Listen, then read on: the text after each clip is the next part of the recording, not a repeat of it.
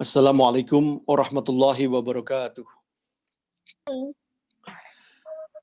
Innal hamdalillah nahmaduhu wa nasta'inuhu wa nastaghfiruhu wa na'udzu billahi min shururi anfusina wa min sayyiati a'malina. May yahdihillahu fala mudhillalah wa may yudlil fala hadiyalah. Asyhadu an la ilaha illallah wahdahu la syarikalah wa asyhadu anna Muhammad Rasulullah. Allahumma salli ala Sayyidina Muhammadin abdika wa rasulika nabiyil ummi wa alihi wa ashabihi wa sallim. Allahumma salli ala Sayyidina Muhammadin abdika wa rasulika nabiyil ummi wa alihi wa ashabihi wa sallim. Fa ya ibadallah usikum wa nafsi bitaqwallah. Ya ayyuhalladzina amanu taqullah haqqa tuqatih wa la tamutunna illa wa antum muslimun. Bismillahirrahmanirrahim. Qul huwallahu ahad, Allahus samad, lam yalid wa lam yulad wa lam yakul lahu kufuwan ahad. Bismillahirrahmanirrahim. Alladzina amanu wa tatma'innul qulubuhum bizikrillah. Ala bizikrillah tatma'innul qulub. Bismillahirrahmanirrahim. Man amila saliham min zakarin wan unsa wa huwa mu'minun falanuhyinahu hayatan thayyibah wala najziyannahum ajrahum bi ahsani ma kanu ya'malun. Sadaqallahu ta'ala hul azim. Bismillahirrahmanirrahim. Alhamdulillahi rabbil alamin wa syukurillah ala ni'amihi wa ala kulli hulin. Alhamdulillahi rabbil alamin. Ya Allah, bismillahirrahmanirrahim. Rabbi shrah li sadri wa yassir li amri wahlul 'uqdatam min lisani yafqahu qawli. Waftah alaina abwaaba rahmatik wa rizqik wa maghfiratik ya arhamar rahimin. Ya Allah, Allahumma ihdinas siratal mustaqim. Siratal ladzina an'amta 'alaihim ghairil maghdubi 'alaihim waladdallin. Amin. Yassir lana umurana. Ya Allah, Allahumma amin. Saudaraku yang dirahmati oleh Allah Subhanahu wa taala, para sahabat-sahabat semuanya, orang tua, bapak ibu yang dicintai dan disayangi oleh Allah Subhanahu wa taala. Alhamdulillah kita berjumpa pada malam hari ini. Berjumpa dengan kehendak daripada Allah Subhanahu wa taala untuk bersama-sama kita bermajelis, bersama-sama bertakarub kepada Allah, mendekatkan diri kepada Allah. Dan bersama-sama kita mencoba untuk bisa melangkah dalam langkah yang baik dalam majelis ilmu. Alhamdulillah. All praise due to Allah Subhanahu wa taala for my beloved brother and sister.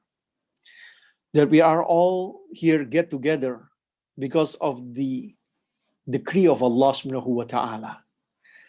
We are all here together because we would like to get close to Allah Subhanahu wa ta'ala. By getting close to Allah, by doing the deeds that please Him. And one of them is to seek knowledge, the sacred knowledge of the knowledge of Islam. My beloved brother and sister, tonight we will cover a topic which is called happiness.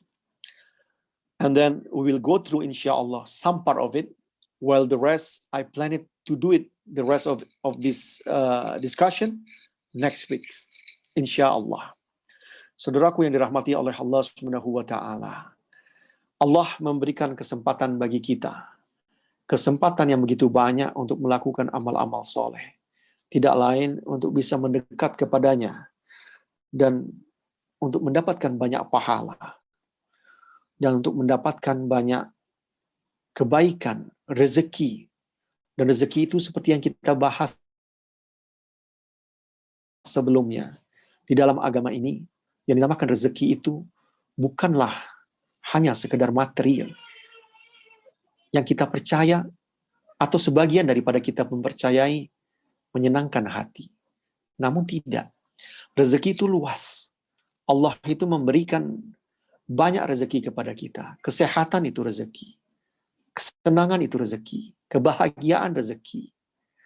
Bisa taat kepada Allah, bisa beribadah, bisa pergi ke masjid, bisa umrah, bisa mendatangkan ke majelis zikir, bisa datang ke majelis ilmu. Itu pun menjadi bagian daripada rezeki. Mendapatkan dirinya jauh daripada malapetaka dan musibah, itu pun rezeki. Jadi yang dikatakan rezeki itu tidak bisa kita hitung-hitung dan tidak bisa kita batasi. Kadang orang melihat secara sempit bahwa rezeki itu uang, pekerjaan, dan lain sebagainya. My beloved brother and sister, some of us might think what we call as rizq or provision is merely material things, money, car, things that we buy. But the concept of provision or rizq in Islam is very wide. So we have to widen our understanding that to get a healthy life is provision. To have a happy life is a provision. To have joy by doing ibadah or worship, by salat and anything is provision. By getting close to Allah through appearing or being in the majlis or the gathering of knowledge is also provision. So the concept of provision is very wide. Buya Hamka melukiskan atas apa yang dikatakan sebagai kebahagiaan oleh sebagian orang di dalam tasawuf modernnya. Ia mengatakan bahwa orang fakir mengatakan bahwa bahagia pada kekayaan. Orang sakit mengatakan bahagia pada kesehatan. Orang yang telah terjerumus ke dalam lembah dosa mengatakan bahagia adalah terbebas dari dosa. Dan seorang yang sedang jatuh cinta mengatakan tercapai maksudnya itu bahagia. Dan seterusnya. Lalu Buya Hamka bertanya-tanya, seolah-olah bertanya. Kita bertambah bingung memikirkan hal ini. Lalu di manakah letak kebahagiaan itu? Disinilah kita mulai kaji kita pada malam hari ini. One of the great scholar of Islam from Indonesia, Sheikh Buya Hamka from Sumatra, from West Sumatra, he told us, for the poor people, richness is a happiness. For the sick people, healthiness is the happiness. For those who are falling in love, to get what they want in their love story is the happiness. So then we might think, saudaraku yang dirahmati oleh Allah Subhanahu wa taala. Jadi ada seorang ustadz dari Malaysia, Ustadz Fahrul mengatakan, jadi kalau begitu yang dinamakan kebahagiaan itu berpindah-pindah. Dia seolah-olah menjadi moving target dari satu posisi ke posisi yang lainnya. Nah, yang sehat mengharapkan setelah sehat dia bahagia. Atau terus berpindah-pindah. Jadi kita tidak bertemu dengan di mana bahagia itu. Namun ada yang menarik yang sempat saya baca dahulu dan saya baca berulang kali.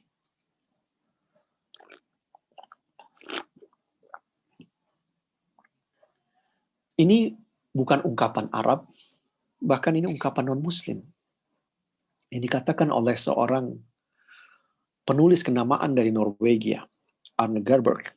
Dia katakan, dengan uang Anda berpikir mendapatkan segalanya.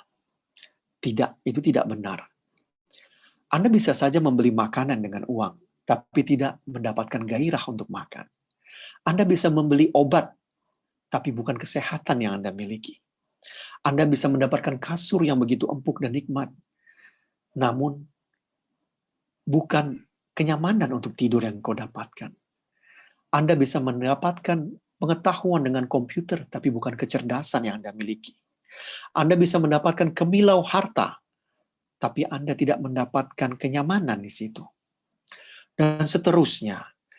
Itu Anda bisa saja mendapatkan hari-hari yang begitu sepi, tapi tidak ada ketenangan di situ. Anda bisa saja mendapatkan berbagai macam itu, tapi hanya kulitnya, bukan pada intinya. Itu dikatakan olehnya. So by having money, you thought that you can have everything. No, you cannot have everything. You thought you can have food, but you don't have the appetite. You thought you can have healthiness by purchasing medicine, but actually it's not healthiness. You thought you having sofa, but you don't have a comfort. You thought you having all this richness, but you don't have any leisure in it. So you thought you might have a friendship with someone, but not a real friendship. So more or less, all of these things, even like you thought you might have someone working for you, but you don't get a loyalty from him. So things like this, money will not touch into the kernel, but only the outside of the happiness. So this is not happiness.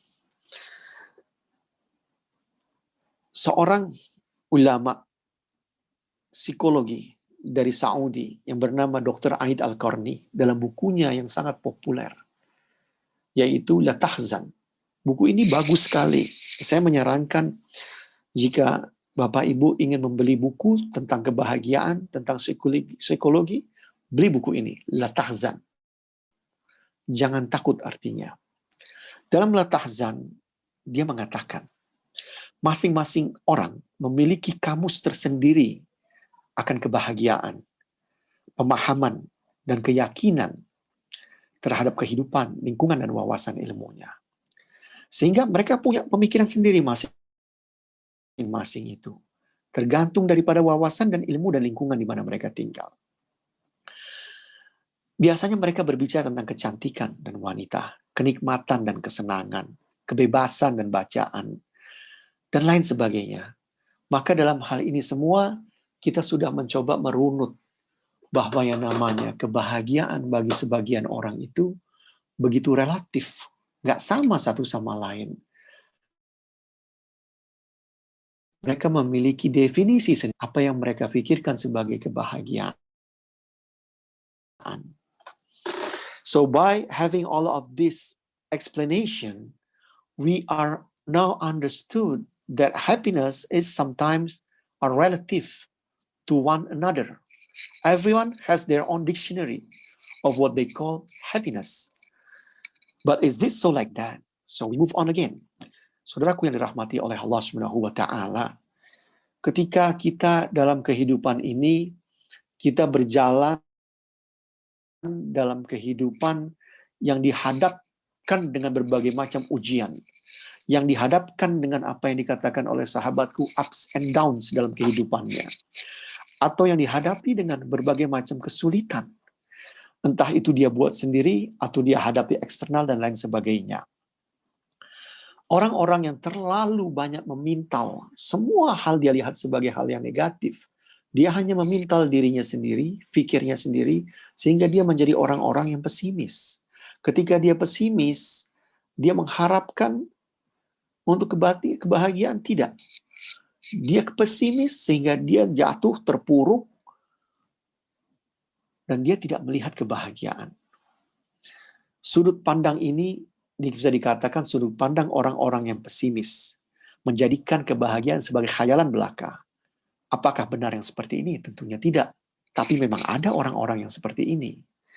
My beloved brother and sister, there are some people who thought there is no happiness. They face trial in their life. Sometimes they call it ups and downs, but too many ups and downs. And then they fell down. And then they don't want to come back and get up and to face this life. So they've been weaving, putting in their mind all these negativities. And the result, they're becoming pessimistic. Nothing that they can see as optimistic. All of these are negative. My beloved brother and sister, this is not right, but there are people like that. Saudaraku yang dirahmati oleh Allah Subhanahu wa taala. Dulu ketika saya di Syria, ada ungkapan yang disebut oleh orang Arab, al-haya kuluha ta'aban. Artinya hidup ini semuanya keletihan. Lalu, jika ini tidak ditempatkan pada tempat yang benar, tempat yang positif, atau tidak bangkit untuk merubah keadaannya, maka dia akan terjebak menjadi orang-orang yang pesimis dan menafikan semua kebahagiaan, kesenangan, kebaikan-kebaikan yang ada dalam kehidupan. Ustadz Nurkolis Huda, seorang Ustadz Muhammadiyah, mengatakan, jika kita menjalani hidup dengan selalu melihat sisi pahitnya, maka pahitan itulah yang akan kita rasakan. Kita tidak akan menemukan manisnya. Itu benar. Seperti saya katakan tadi, kita ibaratnya yang dikatakan oleh Syekh Muhammad Al-Ghazali, kita memintal dalam pikiran kita, semua hal yang negatif akhirnya menjadi negatif. Na'udzubillah wa summa na'udzubillah. Kita harus jujur bahwa Allah itu Maha Pemurah, Penyayang, memberikan banyak hal yang baik bagi kita itu semua. Saudaraku yang dirahmati Allah, maka pendapat yang pertama adalah kebahagiaan itu relatif, bisa berubah-ubah. Yang kedua, tidak ada kebahagiaan sama sekali. Ini kedua-duanya tidak benar. Ini kedua-duanya tidak benar. Memang ada ujian dalam kehidupan. Maaf. My beloved brother and sisters, when we think and ponder about this, the two of them, the first one, that happiness is relative, and the second one, that there is no happiness, both of them are not right. We don't follow them, and then we don't say agree with them. We do know that there are many things can stimulate happiness. And we do believe that in this life, there is a challenge, trials, ups and downs, and many things. One of Ustad from Malaysia, he gave an example of this life of someone that is already bitter. I mean, their heart is already messed up, maybe. So then again, they face an external trial. The example of it, or the paradigm of it, when your hand already had a scratch, yeah, and the scratch is quite painful, and then you pour some little bit of lemon, yeah, and it create, of course, a torment. Is create another painfulness. But look at the other example. If your hand with no scars or painful, then you pour some lemon, you will feel anything? You will not feel anything. So then again, you know what I meant. The hand is your heart. The lemon is the test, the challenge, the trial in this life. This is what you call ups and downs. So if your heart sounds well, healthy, no painful, nothing, you put some lemon, it's nothing. But if your heart is already sick, you put something, it will hurt you. You got what I meant. Saudaraku yang dirahmati oleh Allah Subhanahu wa Ta'ala. Ada seorang ustadz dari Malaysia, namanya Ustadz Pahrol. Dulu salah satu, kalau nggak salah, pemimpin redaksi majalah Solusi. Dia memberikan perumpamaan yang menarik.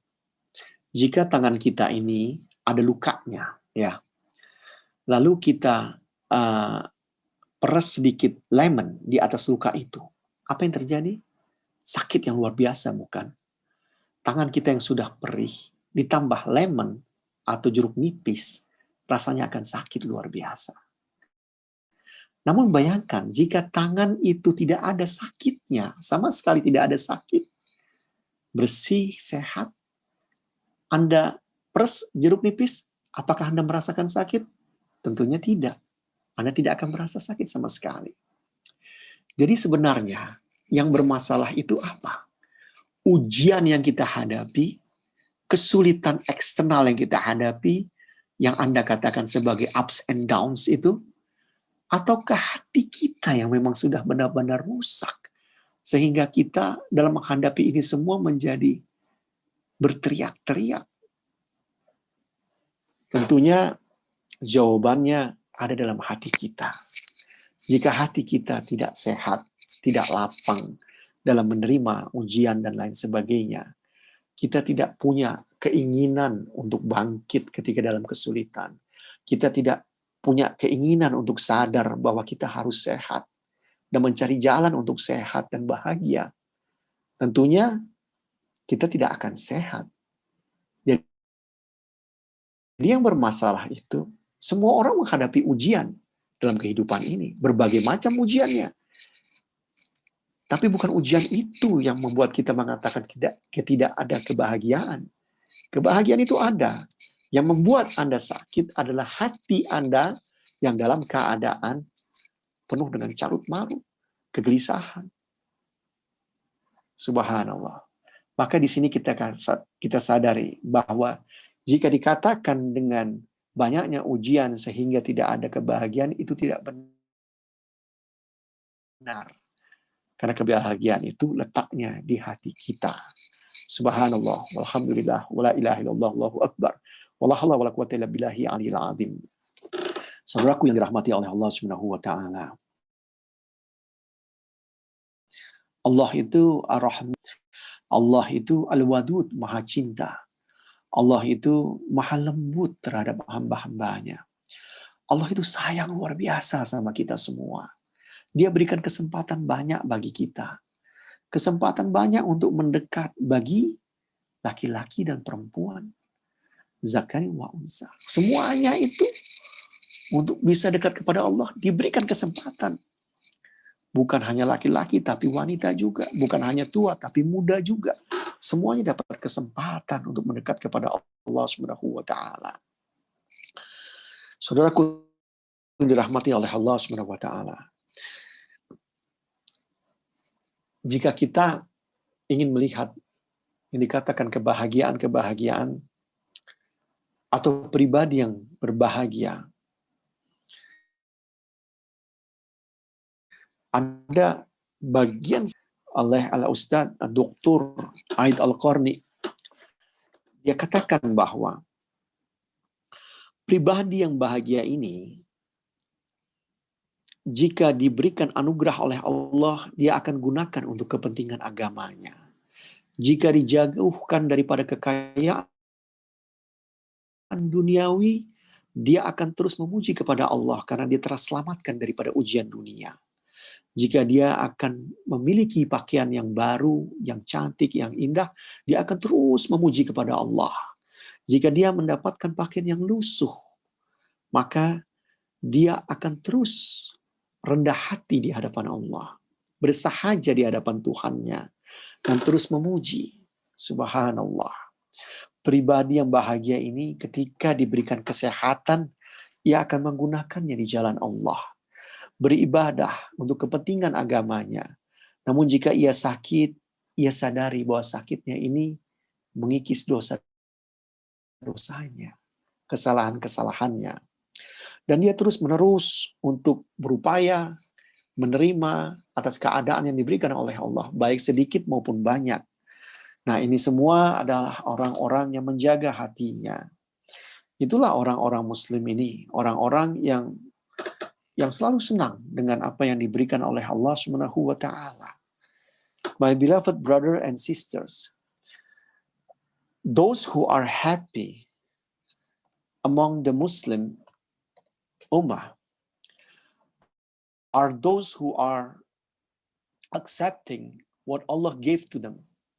If Allah gives small, they are happy. If Allah give bountiful, they are happy. If Allah give him a nice cloth, he will praise Allah. If Allah give him not so nice clothes, he will not complain, but he will be humble. If Allah give healthiness to him, he will use it. He will use it to do all the righteous thing, to worship Allah. Subhanallah. This is the character of the correct Muslim. I mean, the right Muslim. He is not pessimistic. He is happy with the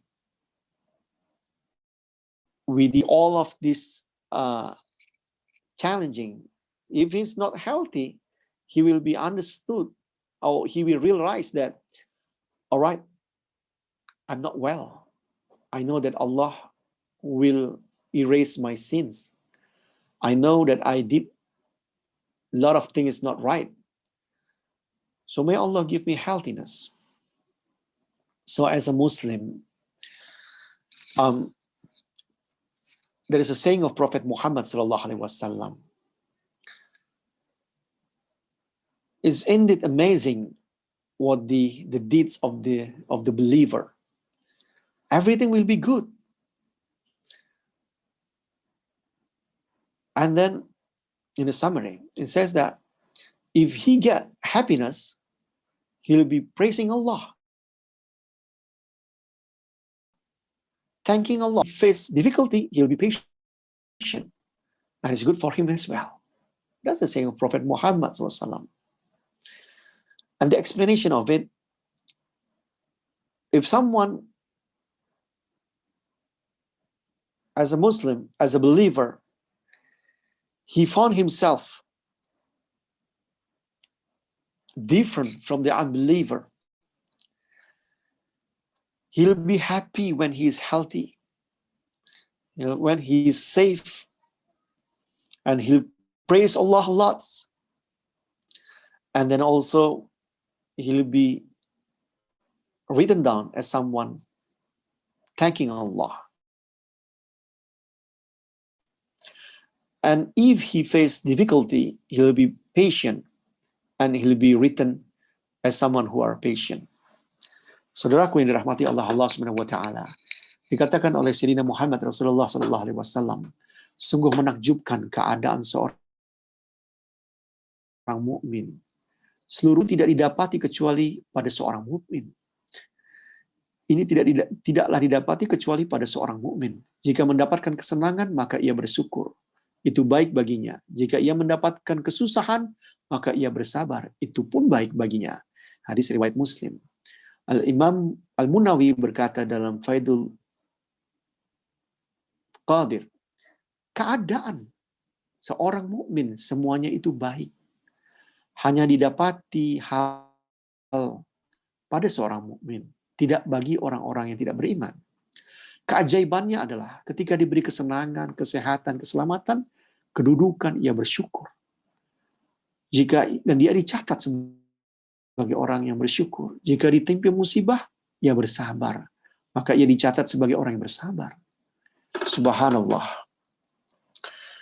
Itulah contoh gambaran dari pribadi orang-orang yang berbahagia.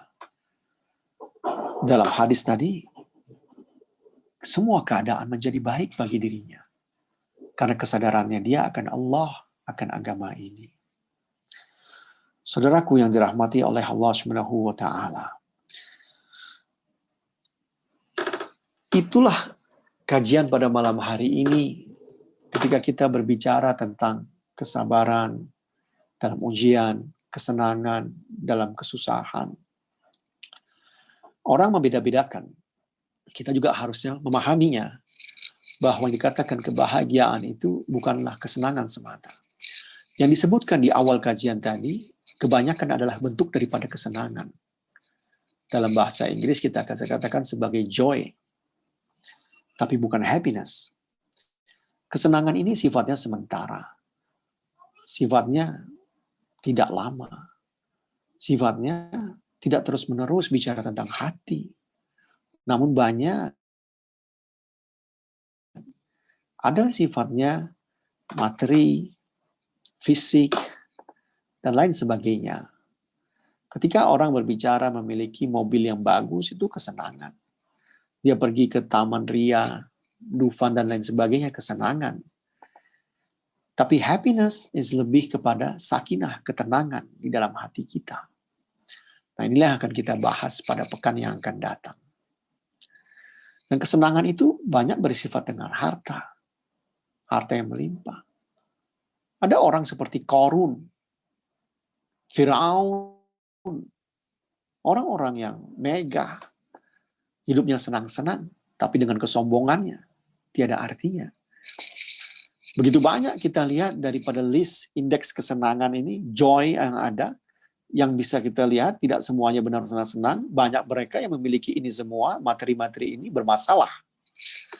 Anda tonton televisi di pagi hari, Anda lihat tokoh-tokohnya di Indonesia. Anda buka internet, Anda lihat tokoh-tokohnya di dunia. Dan ini bukan sesuatu yang menjadi kebanggaan, tapi happiness, kebahagiaan, adalah sakinah, adalah saadah, dan lain sebagainya yang akan kita bahas pada pekan yang akan datang. Namun, di sini sebentar lagi kita akan berhenti. Karena kalau kita melihat apa yang dikatakan Buya Hamka, bahwa kesenangan orang-orang ini berpindah-pindah, sehingga dia pun bertanya, di mana letaknya sebenarnya? Dan kita pun telah mendapatkan jawabannya sebentar tadi, bahwa letaknya itu di hati, berbeda. Ketika saya memberikan perumpamaan tentang jeruk nipis yang dicipratkan kepada tangan yang luka, yang ibaratnya hati yang luka, begitu perih, kita mengetahui bahwa kesenangan itu yang sebenarnya adalah kebahagiaan di hati seorang muslim. Nah, inilah yang menjadi kesadaran kita pada malam hari ini. Kita membedakannya antara kesenangan yang sifatnya joy, enjoy, namun tidak membawa kepada kebahagiaan. Nah, poin-poin tersebut akan kita bahas lagi lebih dalam pada pekan yang akan datang. Sengaja saya buat sederhana dan tidak panjang, karena supaya kajian yang akan datang pun juga tidak terlalu singkat. My beloved brother and sister, when we mention about those stimulates for happiness, that's actually not happiness in the beginning. Money, car, nice house, beauty, sofa, name it. I mean, everyone has their own listing. If we careful enough to understand it, they are all put into category as joy, enjoyment. Enjoyment. Do you remember then when I said that if your hand got scratched and then we pour some lemon on it, what happened is you will get hurt. Is because of the lemon or because of the hand that has a scar? It's because of your hand that has a scar. It means it's not because of the external factor that you thought, but your heart. So we know that where is the location for happiness? Is in your heart as a Muslim, as a believer. So those things, cars, beauty, fame, and all of this are enjoyment. Yes, it's not necessary happiness. Happiness is in your heart. Next week, we will cover more thoroughly about happiness from the Islamic perspective. What are those? What are the keys? How to get there? How to get close to there? Pekan yang akan datang, kita akan membahas kembali apa yang dikatakan sebagai kebahagiaan di dalam Islam atau dalam sudut pandang Islam. Atau kita juga akan memasuki hal-hal yang memicu, yang menimbulkan, yang membangkitkan apa yang dikatakan kebahagiaan itu. Saya katakan di awal tadi, begitu banyak listing yang kita miliki, yang kita sudah ketik. Barangkali setiap peserta di sini, jemaah di sini, dalam akal fikirnya atau hatinya memiliki listing apa yang dikatakan kebahagiaan. Namun kalau kita cermati, kebahagiaan yang dekat dengan sakinah, dengan saadah dan lain sebagainya, itu belum masuk ke sana. Masih di dalam yang dikatakan cangkangnya tadi, yaitu kulitnya. Maka kita katakan itu sebagai enjoyment, kesenangan-kesenangan. Saudaraku yang dirahmati oleh Allah Subhanahu wa taala. Sebelum kita membahas lagi lebih luas, ada hal sebagai penutup yang saya rasa cukup menarik untuk menstimulasi kemana kita berbicara tentang kebahagiaan ini. As-Syekh Ibrahim Al-Khawas mengatakan, paling tidak saya dapatkan dari sahabat saya, seorang dokter di Malaysia, dia katakan ini daripada Ibrahim Al-Khawas. Namun ada orang-orang lain juga dalam literatur yang mengatakan daripada ulama lain. Yaitu pesan yang dikatakan sebagai obat hati itu ada 5 perkara. Obat hati itu ada 5 perkara katanya. Saya rasa semua sudah pernah mengetahui atau sebagian dari antum sudah mengetahui apa yang dikatakan sebagai obat hati yang 5 perkara ini. Nah, obat hati yang 5 perkara ini yang dikatakan oleh orang Jawa tombo ati. Tombo ati iku ono 5 perkara. Obat hati itu ada 5 perkaranya. Yang pertama, membaca Al-Quran dengan maknanya. Yang kedua, mengosongkan perut. Yang ketiga, sholat malam. Yang keempat, munajat ketika sahur. Dan yang kelima, bergaul dengan orang-orang soleh. Satu sumber mengatakan, rangkaian ini dikatakan oleh Ibrahim Al-Khawas. Namun sumber-sumber yang lain mengatakan yang lain. Oke, dalam penjelasannya, ini sebagai obat hati bagi kita semua, paling nggak kita membawa sesuatu malam hari ini. Yaitu ketika kita membaca Al-Quran. Tentunya membaca Al-Quran saja sudah mendatangkan pahala yang banyak. Anda baca terus-menerus, mendatangkan ketenangan dalam diri Anda. Itu pasti. Anda pasti merasakan ketenangan ketika membaca Al-Quran. Nah, apalagi jika Anda memahami maknanya. Datangilah majelis-majelis zikir, majelis-majelis ilmu. Di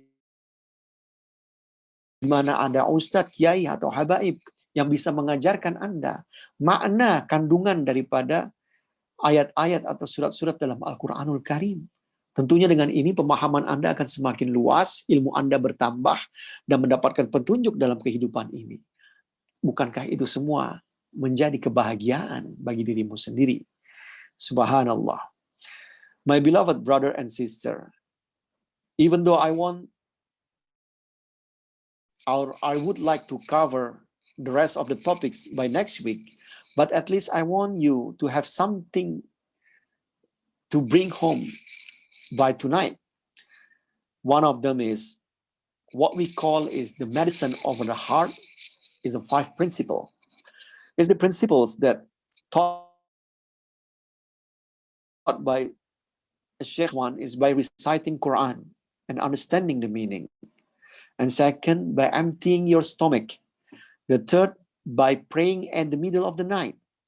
The fourth is to do dua or your prayer to Allah subhanahu wa ta'ala in the downtime. And then to get together in the majlis of the righteous people. The verse 1, reciting Quran. My beloved brother and sister, by reciting Quran, you will get what we call ajr, pahala bahasa Indonesia, or what we call not a payment, a reward by reciting it. And then if you recite it all the time, I mean, you put an effort, do it every morning or every night or anytime, you will get yourself happiness in your heart. And then think and ponder, if you would like to understand the meaning of it, of what you recite, you go to the scholars, to the ustad, habaib, ulama, anyone, kiai, and then listen to their advice or their their lesson about the Quran, the tafsir. You will get more understanding, broader understanding about the knowledge, and you get guidance. Isn't it happiness that you get it from there? Saudaraku, selanjutnya, ketika kita melakukan sholat malam, ya, sholat itu adalah sumber ketenangan. Rasulullah SAW ketika mendapati kesulitan, dia melakukan sholat 2 rakaat dan memohon kepada Allah. Dan dikatakan, jadikanlah sabar dan sholat sebagai penolongmu. My beloved brother and sister, the second one is to pray to Allah subhanahu wa ta'ala in the middle of the night. Prophet Muhammad SAW, when he faced difficulty, he get up and pray, and then afterward he asked Allah for the help. And then we know that seek for prayer and be patient. So salat is one of the source for your happiness. And then the third one, empty your stomach. It means that do fasting. Those who are fasting, they are away from the worldly matters. No food, no drink, no sexual, no nafs, no what do you call that? Patient that make you restless. So by doing fasting, you get happiness. It doesn't need anyone to know about you yourself. Only you and Allah. And then the fourth one is by doing remembrance of Allah. By remembering Allah, by supplicating in the downtime. Zikr encompass many things. And zikr, remembrance of Allah, make your heart find rest, peacefulness. There are many forms of zikr. One of them is doing istighfar. Say, astaghfirullah, astaghfirullah, astaghfirullah, ya Allah. It make you happy. You ask forgiveness to Allah, the provision will come to you. You ask forgiveness to Allah, Allah make you happy. And then the last one is by associating yourself with the righteous people, getting yourself to come into the majlis or the gathering of the righteous people. To be close with them, you'll get more advice, blessing, happiness. And then to get close with them, it means that you put yourself in the silaturahim. It will prolong your life. So all of these are the source of happiness. Saudaraku yang dirahmati oleh Allah Subhanahu wa Ta'ala. Ketika kita bangkit untuk melakukan sholat malam, Rasulullah mengatakan bahwa ketika dia menghadapi kesulitan, dia akan bangkit melakukan sholat dan memohon kepada Allah. Dan dikatakan, jadikan sabar dan sholat sebagai penolongmu. Maka ini adalah bagian daripada kita untuk mendapatkan kebahagiaan. Lalu, kita berpuasa. Berpuasa itu menjauhkan diri kita dari makan, minum, dan hubungan seksual. Daripada hawa nafsu. Bukankah ini semua, kalau kita turuti berlebihan, akan memberikan kegelisahan dan penyakit bagi diri kita. Ketika kita istirahatkan perut kita, kita jauhkan nafsu kita mendapatkan ketenangan. Subhanallah. Lalu ketika zikir ini membuat hati kita tentram, damai, tenang. Di antaranya daripada format zikir ini membaca Al-Quran. Lalu juga beristighfar kepada Allah, bersalawat. Contohnya kita ambil beristighfar. Ketika kita beristighfar kepada Allah Subhanahu wa Ta'ala. Astaghfirullah, astaghfirullah, astaghfirullahaladzim. Allah bukakan pintu-pintu rezeki ini. Allah bukakan kesulitan-kesulitan itu menjadi kemudahan. Allah ampunkan dosa kita. Lalu ketika kita melakukan upaya untuk bersama-sama bersohbah, bersohbet, bersama-sama dengan orang-orang yang soleh, ulama, kita mendapatkan banyak kebaikan daripada nasihatnya, daripada ilmu, daripada keberkahan untuk bersama-sama di situ. Tentunya dengan mereka, tentunya kita bersama dalam majelis zikir, majelis ilmu. Yang ini semua membuat kita bahagia, panjang umur dengan silaturahim, dan lain sebagainya. Inilah yang dikatakan obat hati yang 5 perkara. Semoga dari sini kita menyadari kemana langkah kita semestinya. Apakah kita akan terus-menerus mengejar kesenangan, namun yang sesaat, tapi kita tidak berupaya untuk merapikan diri kita. Saudaraku yang dirahmati oleh Allah Subhanahu wa taala, sebagai penutup terakhir, saya akan berikan satu contoh. Ketika anak saya bermain-main di rumah, semua dibuat berantakan sama dia. Yang di atas menjadi di bawah, yang di bawah menjadi di atas, semua berantakan. Tapi pada saatnya, dia sudah bisa sekarang merapikan semuanya menjadi rapi. Kalutan yang ada dalam diri kita, kalau kita biarkan kita kalut, kita terjebak dalam berantakan, ups and downs yang dikatakan itu, tidak mau kita kesampingkan, dan kita nggak mau beranjak untuk bangkit, maka semua akan berantakan. Kita harus sadar, pada saatnya kita harus berhenti dan merapikan ini semua. Syekh Muhammad Al-Ghazali mengatakan, dia kasih perumpamaan, bahwa di kantornya, kadang begitu, dokumen itu begitu berserakan, laci itu berantakan, namun dia sadar bahwa ini semua harus saya rapihkan secara periodik. Dan itulah yang dia katakan, itulah kehidupan kita. Kadang kita mengalami keasikan atau hal segala macam, ujian, sehingga semua menjadi berantakan. Kalau kita tidak sadar untuk bangkit dan merapikan ini semua, ya kita tidak akan berubah. Nah, pada saatnya, Anda harus menyadari, jangan biarkan Anda terlena, pikiran Anda terpintal dengan hal yang negatif, sehingga Anda tidak bisa hidup kembali dan meraih kebahagiaan itu. Itulah penutup daripada kaji kita pada malam hari ini. Semoga ini semua menjadi pahala, menjadi kebaikan, menjadi wasilah untuk kebahagiaan, kesehatan kita semua.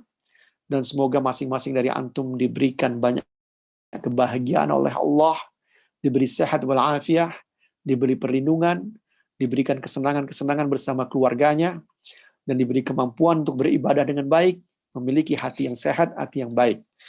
Amin, amin ya rabbul alamin. Wassalamualaikum warahmatullahi wabarakatuh. Wallahu a'lam bissawab.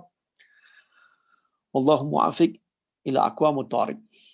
Mari kita tutup sekali lagi dengan doa kepada Allah. A'udzu billah minasyaitonir rajim. Bismillahirrahmanirrahim. Alhamdulillahirabbil alamin. Allahumma shalli ala sayidina Muhammadin abdika wa rasulika nabiyil ummi wa alihi washabbihi wasallim. Allahumma ighfir lana dzunubana wa nastaghfirullah alladzi wa natubu ilaik. Rabbana zalamna anfusana wa illam taghfir lana wa tarhamna lanakunanna minal khasirin. Rabbana atina fid dunya hasanah wa fil akhirati hasanah wa qina adzabannar. Allahumma aslih lana. Allahumma hdina shiratal mustaqim. Tawil umurana wal barakah wal hidayah wa salamata wa syaitan wa shifa wa kullu syai'in khair. Allahumma ighfir lil muslimin wal muslimat wal mu'minin wal mu'minat al ahya minhum wal amwat. Wa ya muqallibal qulub shabbis qulubana ala dinik wa ta'atik. Allahumma inna nas'aluka syahatan wal afiyah wa shifaan min kulli da'. Syahatan wal afiyah li jamil muslimin simah wal mu'minin wal mu'minah fi kulli makan. Allahumma amin ya Allah ya arhamar rahimin irhamna wa nastaghfirullah aladzim wa natubu ilaik. Wa sallallahu ala sayyidina wa maulana Muhammad sallallahu alaihi wasallam. Subhana rabbika rabbil izzati amma yasifun wa salamun alal mursalin walhamdulillahi rabbil alamin.